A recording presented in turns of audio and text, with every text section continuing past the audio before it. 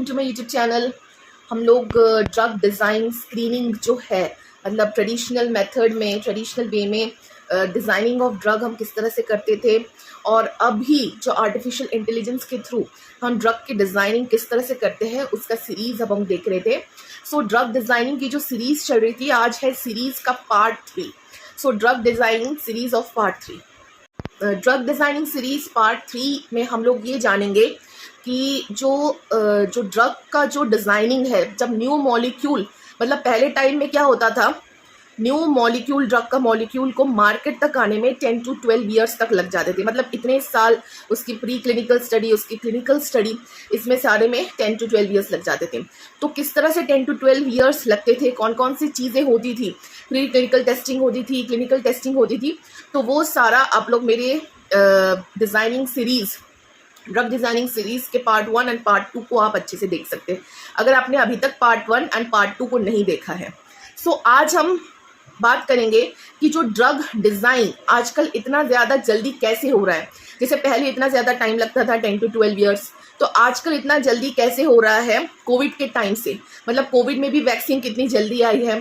सो authentication के साथ आई है वैक्सीन, उसमें कोई दिक्कत नहीं है, कोई प्रॉब्लम नहीं है। तो इतनी जल्दी कैसे आई है, क्या मतलब हमने यूज़ किया, क्या टूल्स यूज़ किए, वो आज हम देखेंगे। सो आज का वीडियो बहुत ही इंपॉर्टेंट होने वाला है। तो ये जो पार्ट 3 सीरीज़ है ड्रग डिज़ाइनिंग की, इसको आप पूरा अच्छे से देखिए, पूरा कंप्लीट देखिए, तो आप लोगों को और अच्छे से समझ में आएगा कि आजकल जो ड्रग डिज़ाइनिंग है वो इतनी जल्दी क्यों हो रही है। पहले इतना टाइम लगता था और आजकल इतनी जल्दी। अब आप लोगों को ये पता होगा कि जो आर्टिफिशियल इंटेलिजेंस है वो हर जगह आ चुका है, सॉफ्टवेयर में, इंजीनियरिंग एंड टेक्नोलॉजी में, एंड वो फार्मेसी में भी आ चुका है। अब फार्मेसी में आर्टिफिशियल इंटेलिजेंस कौन कौन से हैं, जैसे कि फार्मेसी में आर्टिफिशियल इंटेलिजेंस है for example in the form of computational aided drug design, जिसको हम बोलते हैं, या इन सिलिको मॉलिक्यूलर डॉकिंग, ये structure based design, 3D printing, तो ये सारे आर्टिफिशियल इंटेलिजेंस के अंदर आता है। सो आर्टिफिशियल इंटेलिजेंस ने फार्मेसी में क्या किया ऐसा, जिससे जो ड्रग की डिस्कवरी है और ड्रग का डेवलपमेंट है, ड्रग के डिज़ाइन, ड्रग की डिस्कवरी एंड ड्रग का डेवलपमेंट इतना फास्ट हो रहा है कि मतलब अभी हमें 10 to 12 ईयर्स तक वेट करने की ज़रूरत नहीं पड़ती। एक न्यू मॉलिक्यूल को आने में, मार्केट में आने में इतना टाइम अभी नहीं लगता। सो मोस्ट इम्पॉर्टेंट चीज़ है कंप्यूटेशनल एडेड ड्रग डिज़ाइन। मतलब पहले हम लोग क्या करते थे, रैंडमली हम केमिकल सिंथेसिस करते थे, हमें पता नहीं था कि कौन सा ड्रग का स्ट्रक्चर है, किस तरह से हमारे बॉडी के अंदर किस रिसेप्टर के साथ बाइंड होगा, वो हमें पहले कोई आइडिया नहीं था। सो आप लोगों को ये पता होगा कि हर एक ड्रग का एक स्पेसिफिक स्ट्रक्चर होता है, जिसको बोला जाता है केमिकल स्ट्रक्चर।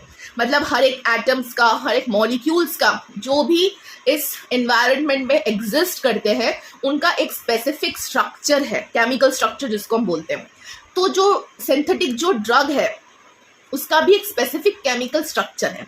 तो आजकल क्या होता है, मीन्स आजकल ट्रायल करने से पहले हम सिंथेसिस जो करते हैं, केमिकल सिंथेसिस लेबोरेटरी के अंदर, तो वो ट्रायल करने से पहले कंप्यूटर में, कंप्यूटेशनल एडेड ड्रग डिज़ाइन की बात कर रही हूँ, कंप्यूटर में डिज़ाइन किया जाता है। किस तरह से, उसके लिए आपको नॉलेज होना चाहिए प्रोटीन्स का स्ट्रक्चर का। सो हमारा जो बॉडी है, आप लोगों को पता होगा 70% हमारा बॉडी प्रोटीन से बना हुआ है। तो हमारे बॉडी के अंदर सेल्स है, टिश्यूज़ है, सब जगह प्रोटीन्स है।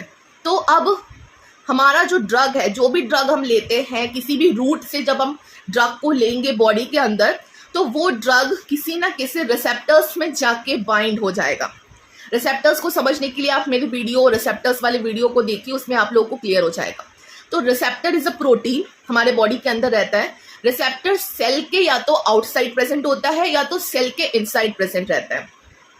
तो जो रिसेप्टर होता है, तो एक तरह का मतलब सिग्नल लेने वाला सिस्टम रहता है, सेल के बाहर या तो सेल के अंदर। रिसेप्टर इज अ प्रोटीन, ठीक है, प्रोटीन से बना है।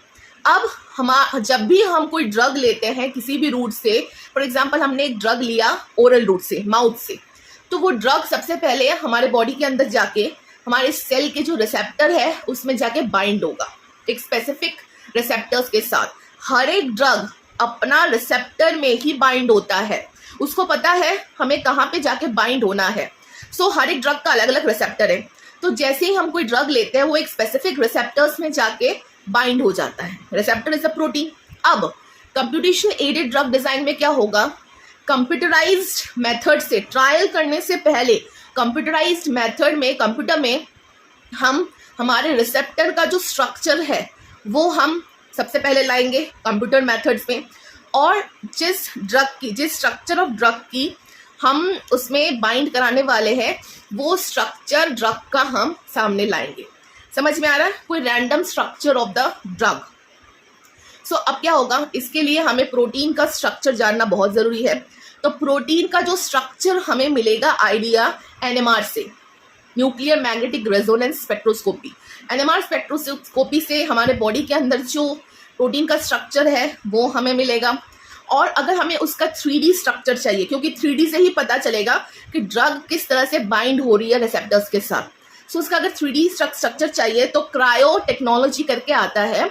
सो क्रायो टेक्नोलॉजी से हमें हमारे बॉडी के अंदर प्रोटीन का 3D स्ट्रक्चर के बारे में इंफॉर्मेशन मिलेगा कि उसका 3 डायमेंशनल स्ट्रक्चर कैसा है।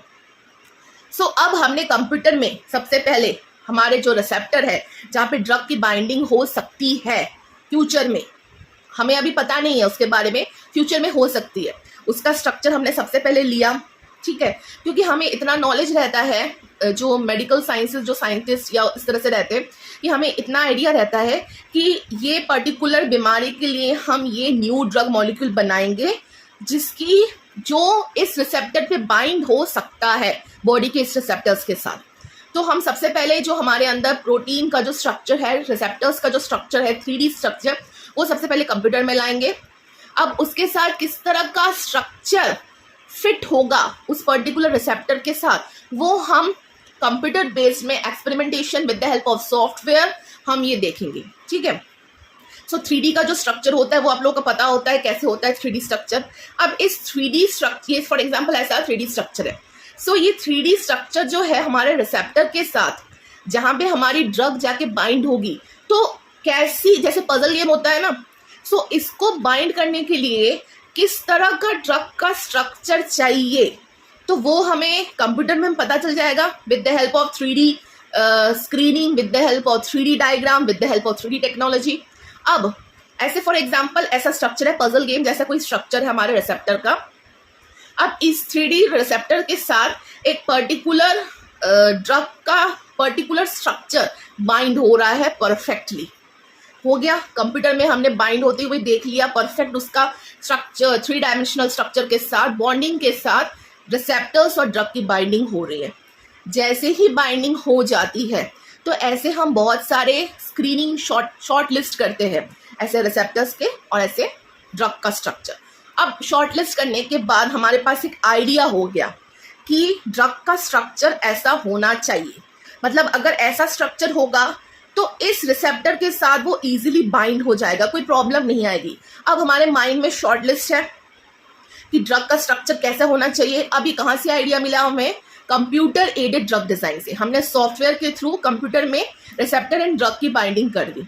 अब हमारे पास आइडिया है, अब हम जाके सिंथेसिस इजीली कर सकते हैं कि हाँ हमें अब ड्रग का स्ट्रक्चर ऐसा चाहिए, तो हम उस हिसाब से केमिकल सिंथेसिस करेंगे जिससे हमें उस स्ट्रक्चर जैसा drug molecule, new drug molecule मिले। समझ में आ रहा है? पहले क्या होता था, हमें कोई आइडिया नहीं होता था, हम ऐसे रैंडमली ट्रायल्स, सिंथेसिस, केमिस्ट्री में, R&D में करते थे जिससे हमें ड्रग का स्ट्रक्चर पता चल जाए। अब बाद में हमें ये भी पता नहीं था कि वो ड्रग का स्ट्रक्चर उस रिसेप्टर के साथ परफेक्टली बाइंड होगा या नहीं, लेकिन अब हमें मतलब सिंथेसिस करने से पहले आइडिया रहता है कि हमारे अंदर रिसेप्टर का जो 3D स्ट्रक्चर है वो ऐसा है और उसके साथ कंपैटिबली जो ड्रग का मॉलिक्यूल का जो स्ट्रक्चर है वो कैसा होना चाहिए कि ड्रग और रिसेप्टर की टाइटली बॉन्डिंग हो सके। तो हमारे पास जैसे ही आइडिया हो जाएगा उस हिसाब से हम वैसा ही स्ट्रक्चर ऑफ ड्रग मॉलिक्यूल बनाना शुरू कर देंगे। सो ये है आर्टिफिशियल इंटेलिजेंस का काम for drug receptors binding and for discovery of और development of new drug molecule. इतना है। बहुत ही सिंपल है, पूरा सॉफ्टवेयर का काम है, आर्टिफिशियल इंटेलिजेंस सॉफ्टवेयर में आ चुका है पूरा, जिसका नाम है कंप्यूटर एडेड ड्रग डिजाइन। इसको बोला जाता है इन सिलिको मॉलिक्यूलर डॉकिंग। इस तरह से इससे पता चलता है कि किस रिसेप्टर के साथ कैसा स्ट्रक्चर ऑफ ड्रग मॉलिक्यूल जाके बाइंड होगा हमारे बॉडी के अंदर, इससे आइडिया हमें मिल जाती है। अब इसके एडवांटेजेस क्या है? सबसे पहला एडवांटेज ये है कि बहुत ही कम टाइम में हम एक न्यू मॉलिक्यूल ऑफ ड्रग को मार्केट तक ला सकते हैं। पहले ट्रेडिशनल मेथड में 10 to 12 ईयर्स लग जाते थे, अभी with the help of software बहुत ही कम टाइम में हमारे मार्केट में एक न्यू ड्रग मॉलिक्यूल आ जाता है with the help of same authentication, same standardisation, कोई उसमें कमी नहीं है। दूसरा चीज़ क्या है?